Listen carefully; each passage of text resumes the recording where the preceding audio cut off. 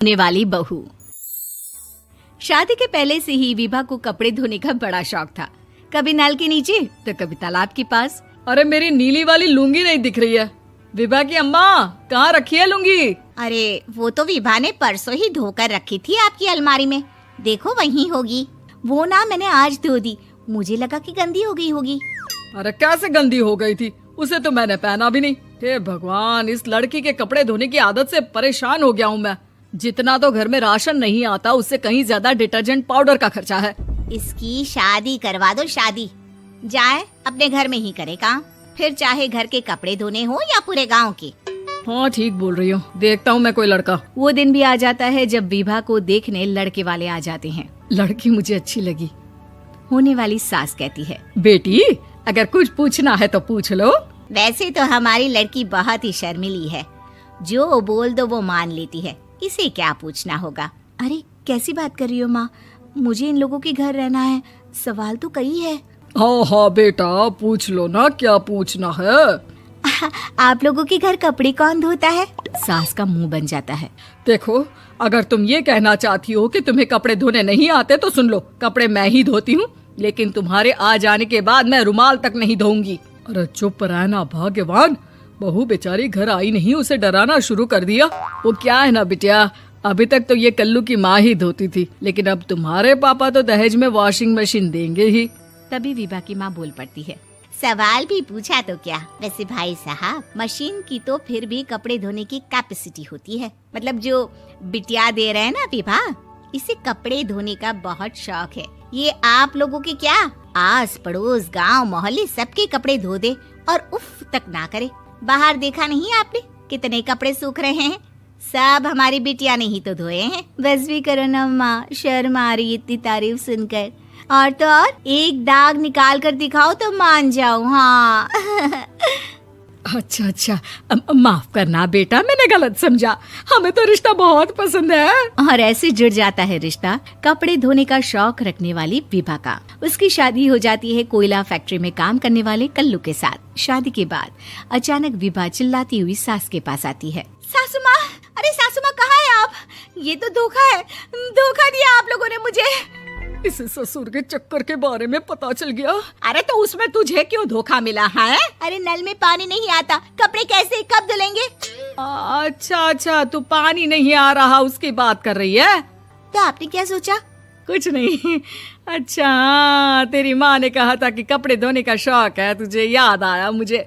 शौक शौक बोलकर कपड़े धोने वाले मेरे जुनून को कम ना आके सासू माँ, कपड़ा धोना मेरा गुरूर है।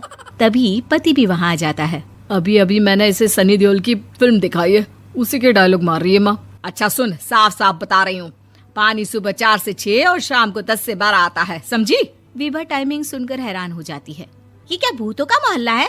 सुबह 4 बजे उठकर कौन कपड़े धोता है? 4 बजे टंकी में पानी जाता है, फिर सारा दिन धोना ना, किसने मना किया? अरे कैसी बात कर रही हैं? 200 लीटर की टंकी में कितने कपड़े धो लूंगी मैं? सुबह ही उठ जाऊंगी मैं। अब क्या था, विभा सुबह 4 से लेकर रात के 12 बजे तक कपड़े ही धोती रहती। एक रोज सास पड़ोस से निकलकर कहीं जा रही होती है कि साथ वाली कहती है, हाँ कल्लू की माँ, जरा ये बताओ कि 2 साड़ी है, 2 ब्लाउज और एक पेटीकोट और एक नाड़े वाला लंबा कच्छा। हाँ तो? अरे तो क्या, कितना लोगी धुलाई ये बताओ। धोबन दिख रहे हैं हम क्या? हमारे पति सरकारी नौकरी से अभी अभी रिटायर हुए हैं और बेटा सुपरवाइजर है कोयला फैक्ट्री में। धोबन समझ रखा है हमें? हाय रे कल्लू की अम्मा, माफ कर दो, वो तो मोहल्ले में यही सब बता रहे थे कि तुमने बहू को कपड़ा धुलवाने के काम में लगा दिया है। सास को पड़ोसन की बात सुनकर गुस्सा आ जाता है। वो घर पहुंचती है जहां घर के बाहर ही इतने सारे कपड़े सूख रहे होते हैं जितने कि किसी धोबन के घर पर। अरे ओ कल्लू की दुल्हन, बाहर निकल।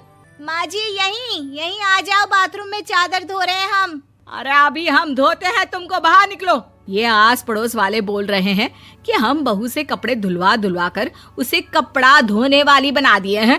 अरे छोड़ो ना माँ जी, किन लोगों की बातों में आती हो? आस पास के लोगों का तो काम ही होता है कि वो किसी तरह सास बहू को लड़ा दे।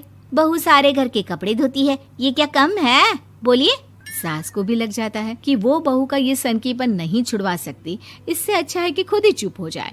एक रोज सास और बहू मंदिर जाते हैं, जहाँ सास की साड़ी वहाँ खड़ी भीख मांगने वाली से मिलती है। माँ जी क्या बात है, आपकी साड़ी उस भिखारन से कितनी मिल रही है ना? हाँ हाँ देखो तो, दोनों की साड़ी मिल रही है। क्या बात है कल्लू की अम्मा, तुम खुद को तो अफसर की बीवी बताती हो और ऐसी सिंपल सी प्लेन साड़ी पहनकर घूमती हो। सिंपल और प्लेन नहीं है ये साड़ी। तो क्या सोने के धागे से फूल बने हैं?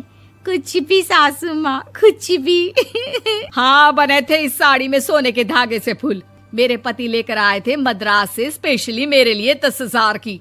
ताहे भाई साहब इस भिखारन के लिए भी सेम टू सेम साड़ी लेकर आए होंगे 10,000 की।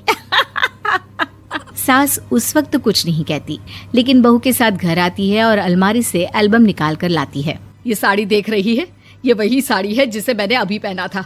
इस साड़ी में ये जो चमकदार फूल दिख रहे हैं ना, ये सोने के धागों से काढ़े गए हैं।